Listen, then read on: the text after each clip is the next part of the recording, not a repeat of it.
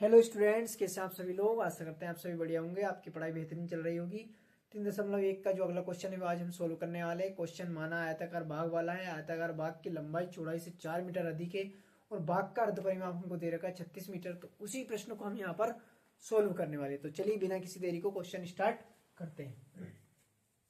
भाई आयताकार भाग जो दे रखा है उसमें क्वेश्चन मैंने आपको स्क्रीन पर बता ही दिया। ये क्वेश्चन है, पेज पर लिखा हुआ है वो, लेकिन उसको हम यहाँ बोर्ड पर लिख देते हैं। माना लंबाई, क्या मान ली मैंने लंबाई को मान लिया मैंने x मीटर तथा चौड़ाई को क्या मानना है तो y मीटर।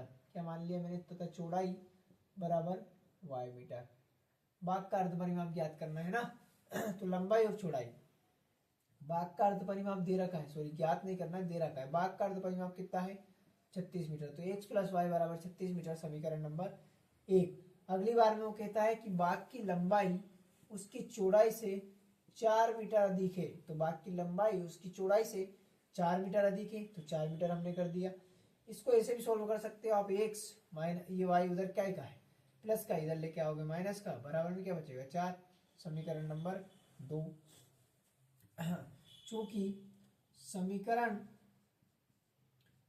1 में x बराबर 0 रखने पर, क्या रखने पर तो 0 रखने पर, समीकरण 1 था 0 रखा हमने x का मान और प्लस y बराबर में 36। ये सब 0 जुड़ेगा तो क्या आएगा 36, तो y बराबर 36। ग्राफिक विधि से सोल्व करना है ना, तो यहाँ पर बॉक्स बनेंगे वापिस। तो यहाँ पर हम बॉक्स बनाते हैं दो, पहले समीकरण के लिए और दूसरे समीकरण के लिए। तो 0 सॉरी x और y, x का मान क्या रखा 0, तो y का मान क्या मिला 36।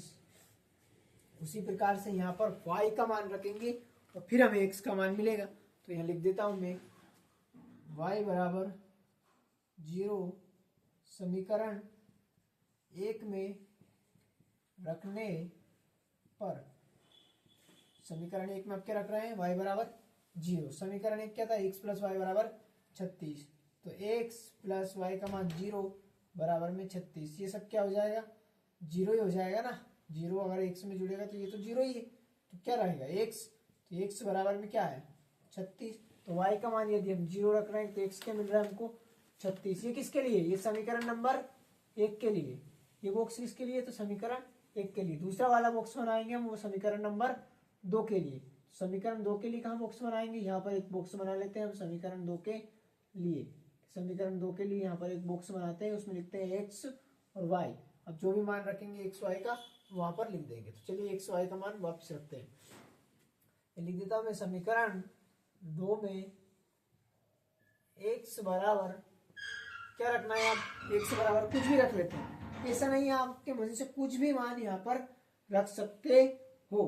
तो x का मान 0 रख लो, 4 रखो, 2 रखो, 1 रखो, कुछ भी आप लोग रख सकते हो।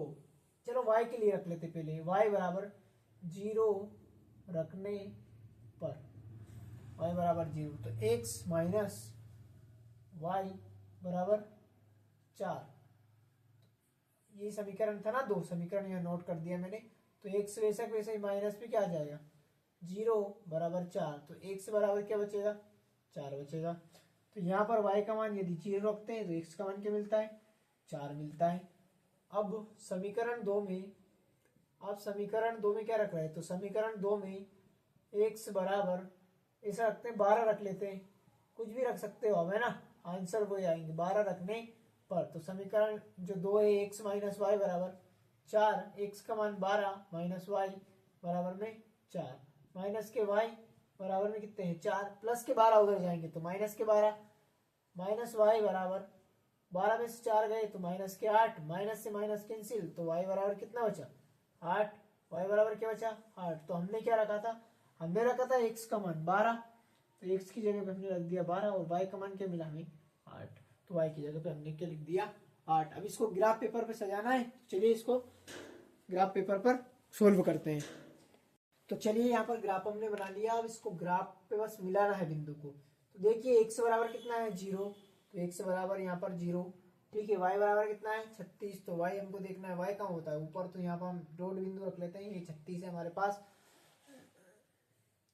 फिर x बराबर कितने हैं 36। तो x का मान कहाँ पर है, यहाँ पर, तो यहाँ पर क्या आएगा 36।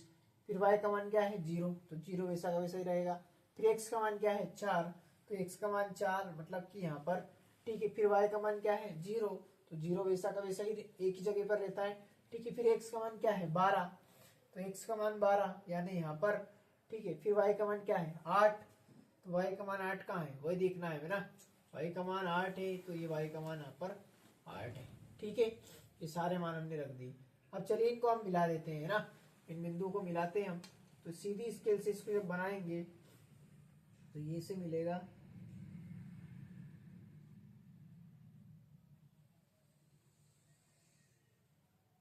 थोड़ा इधर उधर हो सकता है स्केल से, लेकिन फिर भी हम कोशिश करते हैं सीधी इसको बनाने की। सीधा ही आपको बनाना है। एक बिंदु ये मिला हमारा, एक बिंदु तो ये मिला, एक बिंदु 4 वाला देखना है। 8 कहाँ पर है, 8 यहाँ पर है ना, y का मान 0 और 8 यहाँ पर, यानी इधर जाएगा, ठीक है। इसको ऐसे ही मिला देते हैं हम। 8 4 से, 4 से इससे जाएगा 8 और आगे तक जाएगा, लेकिन फिर भी इसको यहाँ ऐसे मिला देते हैं।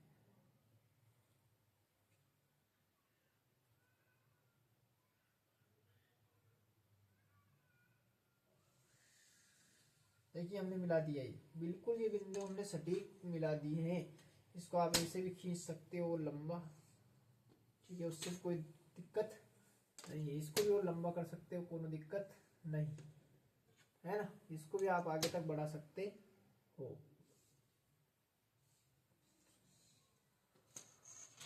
बिल्कुल हमने ये मान मिला दिया। देखिए इन बिंदुओं को नाम आप दे सकते हो, इसमें से सारणी में से देके आप नाम दे देना। क्या 0 4 आ रहा है कि 0 36 आ रहा है, जो भी नाम आ रहा है ना उसको दे देना। जैसे यहाँ x बराबर 0 36 है, ठीक है।